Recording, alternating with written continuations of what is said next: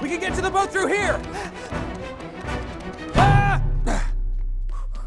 Wait, why are you running so weird? What don't I know? My old nemesis, glass.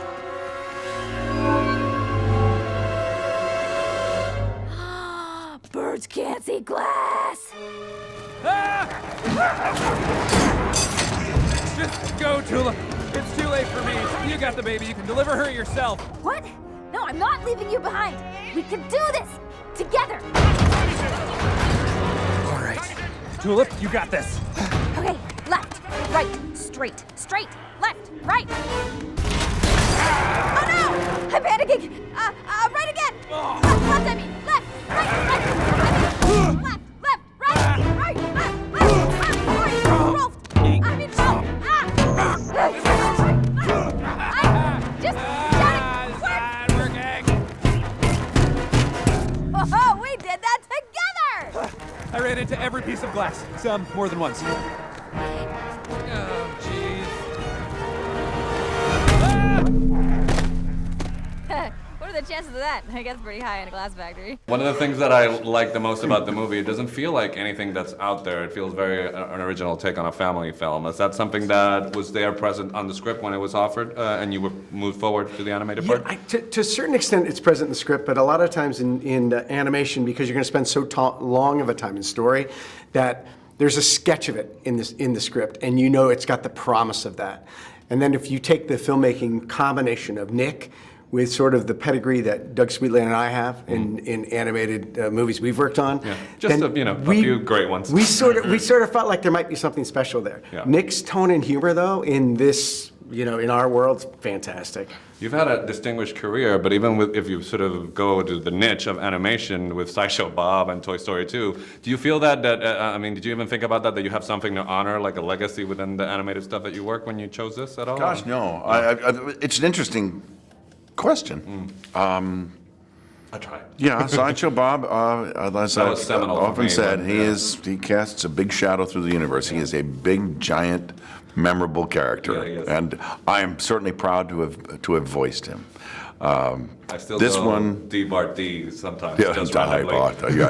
It's German for the Bart. It's this fella is just a fun character. I just thought he'd be fun to play because he is kind of a caricature, I suppose, of a rotten boss.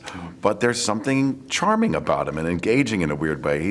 He is absolutely ruthless and without any kind of apology about his behavior. I mean, the little birds is the one that reduces him to someone we have no sympathy for. But he looks at that little bird sort of as, this is your destiny. Get on the tee. Goodbye. But he means it. It's like, what makes it funny. live your life. But it's like it's almost not personal. Yeah. And so. Did you take to recording in tandem, which is probably something that was different for We you? did a little bit of it.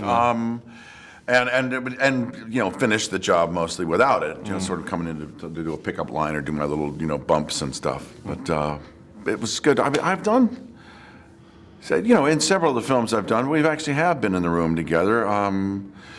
When I did Anastasia, there was a young woman that actually read the lines of The Girl He Loved, and we did a whole series of things when we were in the Paris thing. That was fun, and that was actually helpful. Okay. The give and take you discover. But once you've discovered it, once you don't really need to do it again in an animated movie, you just go do the voice. I like it better when we don't have all the actors together, for the sole reason that, I got to read with Peter O'Toole.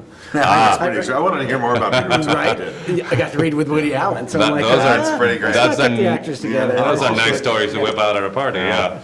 But one of the things also you hear about sort of from the perspective of outside is the four quadrant movie. Like you have to check things off a box and make it something. But this one feels really organic in its appeal to parents and kids. Was that something that was there? Because in terms of something you think that's calculated in the way that you guys made it.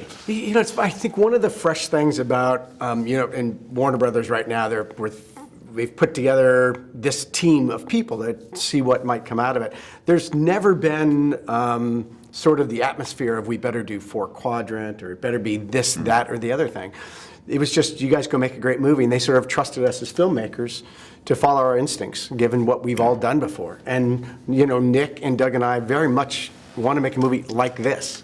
So we were unencumbered. And there's It shows. It shows as well. I want to see that conversation with Clint Eastwood. You know, Clint, we're really worried about the 4 quadrants. Yeah, okay, Exactly. yeah. Yeah, I would like to be a fly in the room with that. English is my second language, and one of the ways that I learned English was watching Cheers. So it's a big part of Okay. my life. So it's a big honor to get to sit here and talk to you. So my question regarding to that is like, what do you remember about getting to do that show in particular? Because I know you took Frasier and became a whole different thing. But your memories of getting to the set and shooting an episode of Cheers. Cheers was chaos. It was mayhem ruin my all the childhood now. time. It was hysterical. Jimmy Burrows, to his credit, was always able to get that bunch to dance into a kind of a moment when they could actually be captured on film. Frasier was completely opposite. Everybody showed up for work. They were done in 2 minutes. We hung out at the stage until 3 or 4 in the morning playing foosball, and it was just an unruly bunch. And of course, Shelley Long, of course, was the only person that was professional at all in the context of that show. But he understood that energy that was part of what was going on outside the show would actually help the show. And so Burroughs is chiefly responsible for any kind of ruliness within the context of that show. But all those people are wonderful people. They're such fun. And that was captured in that show. You saw it on the screen. And so he was very wise in trying to not say, hey, you better, all right, let's all shape up a little. There's never going to be any of that. All right, sir. So it's an honor to get to talk to you. So Thanks, for man. answering that question.